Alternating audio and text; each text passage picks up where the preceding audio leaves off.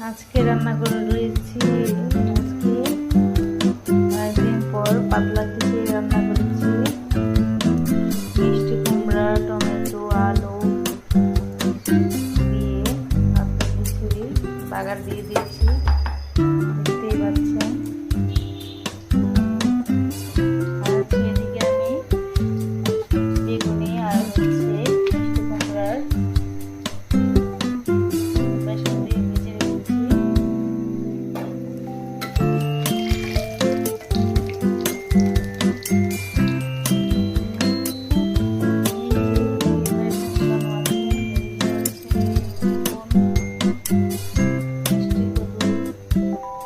সুলভ না